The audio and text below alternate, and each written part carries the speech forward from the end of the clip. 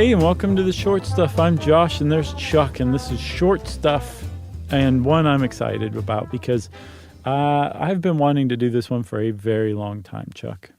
Yeah, I kind of remember this a little bit. Do you?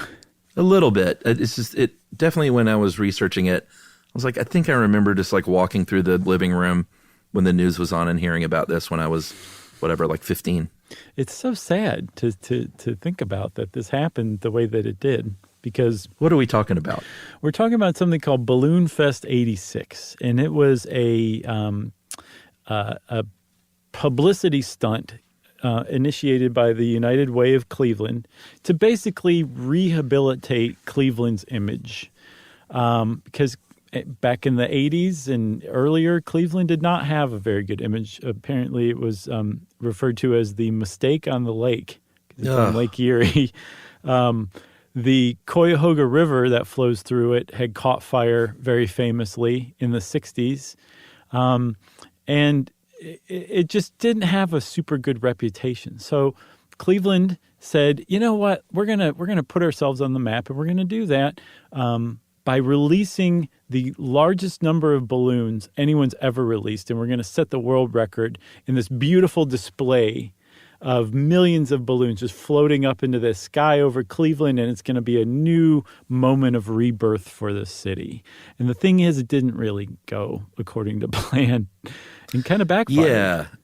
I mean, first of all, this just is such an 80s thing. Yeah. Right? Yeah. Oh, yeah, totally. It feels just like a balloon release like this could have only happened between 1981 and 1988. Yeah. Yeah, I think you might be onto something there. Not even 89. It's just a very 80s thing to do. And we also want to mention that we have to tell this story, but we don't want to throw United Way under the bus for their what ultimately ended up being a mistake, but a good, well-intended, good-hearted mistake. Yeah. Or George Fraser, who was the employee of the Cleveland chapter of the United Way, who came up with the idea. I'm sure George, again, was very well-intended and really wanted to create a happy moment for the city and for the state of Ohio. Yeah. But like you said, it didn't go well.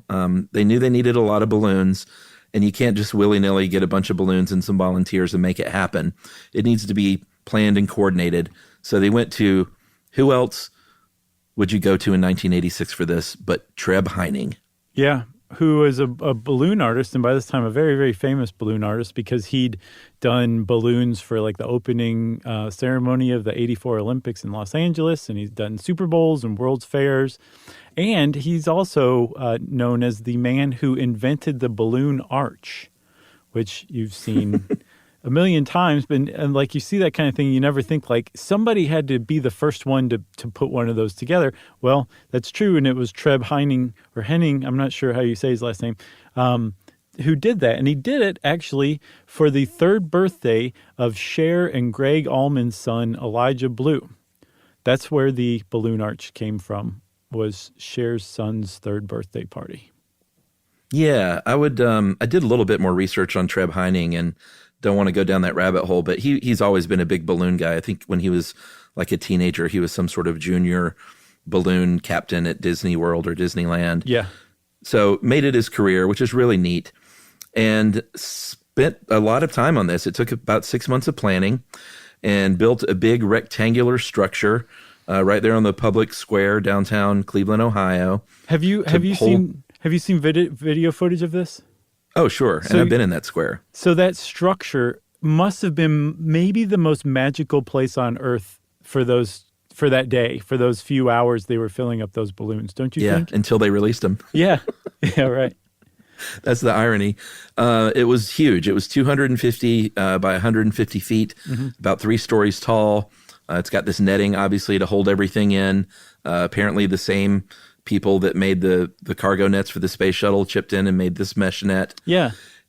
And they had student volunteers, about 2,500 student volunteers who sold these sponsorships to raise money and then blowing up these balloons. Yeah, so they were actually sitting inside this structure, which was an open air structure, but was covered at the top by that cargo net. And everybody, like hundreds of them, just sitting there filling up helium balloons. And then when you filled it up and tied the balloon, you just let it go and it floated up. And was trapped by the cargo net. And as more and more balloons were just constantly being added to it, it was like this growing mass of multicolored balloons, all just, 30 feet above everyone's head. It was really neat to see like footage of that stuff in there. And apparently they were going to go for 2 million balloons. That was the original idea. And they were going to break Disneyland's record, which must have been bittersweet for Treb Heining. From a year before, for the 30th anniversary of the park, Disneyland released 1,200,096 balloons. And the United Way said, we're going to release 2 million here in Cleveland. All right, so that's a perfect cliffhanger. Oh, yeah? Let's take a break and talk about what Mother Nature had to say about all of this right after this.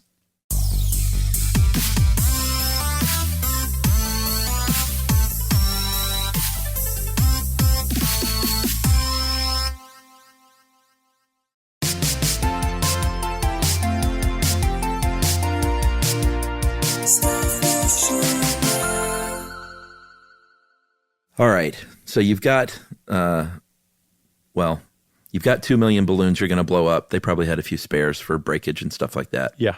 Or poppage, as they call it in the biz. Yeah. And they're blowing these things up. The weather turns bad. It is Cleveland. It is right there on the lake, like you mentioned, and the weather can be very dicey there by the lake. And it's late September, too. Yeah, which means it's the dead of winter. Pretty much for Cleveland, yeah. No, it's fall, but it gets really windy and really cold by the lake, like big time winds.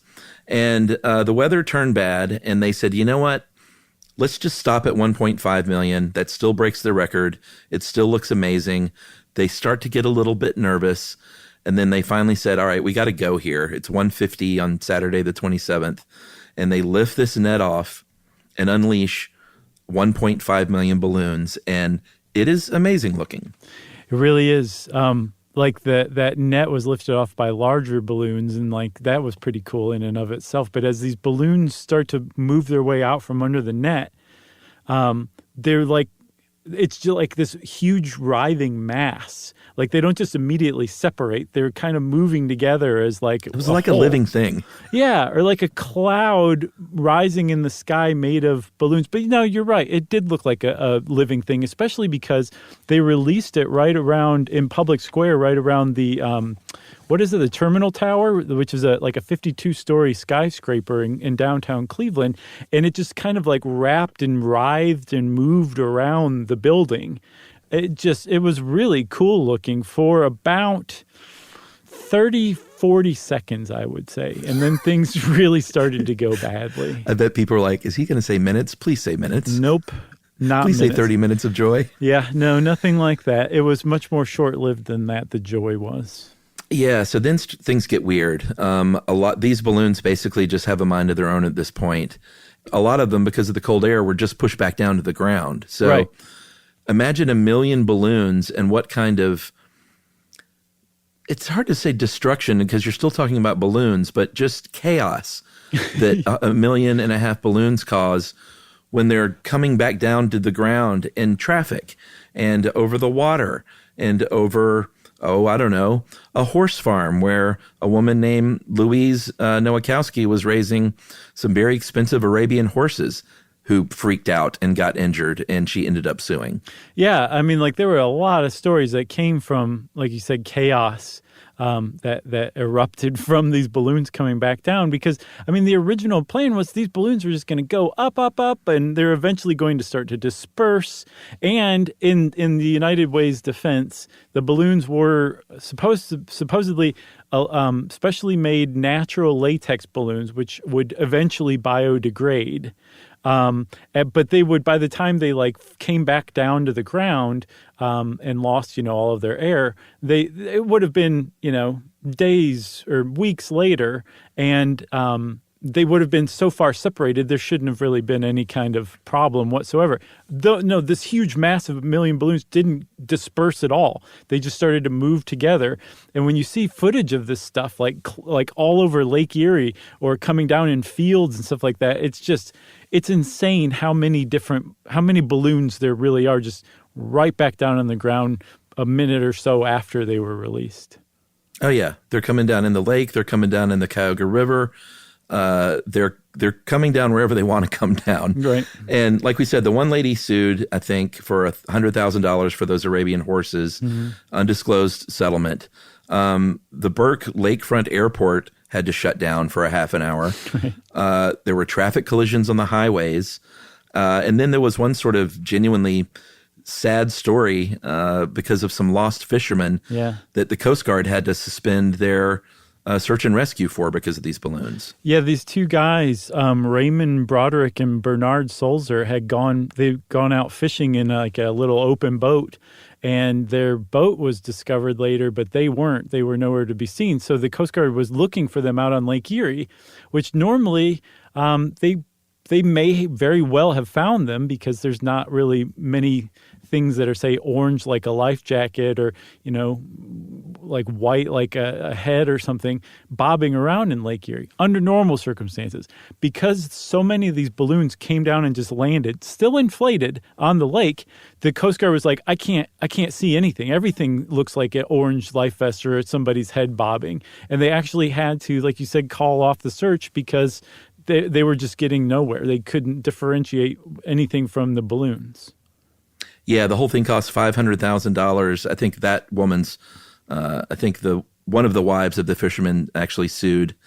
And again, financially not disclosed settlement. Right. So we really don't know about these terms of these settlements, but they did spend $500,000 on the whole thing on top of these settlements. Right.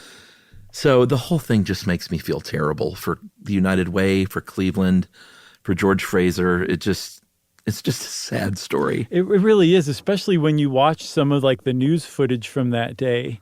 They were so happy. They were so excited. Like they genuinely were like, this is going to turn the page for Cleveland. Like this will change Cleveland forever for the better. This one thing, which is pretty questionable, like putting that much stock into a balloon release in a world record, which they did get, by the way. They did. Yeah, Guinness recognized them as the largest balloon release ever.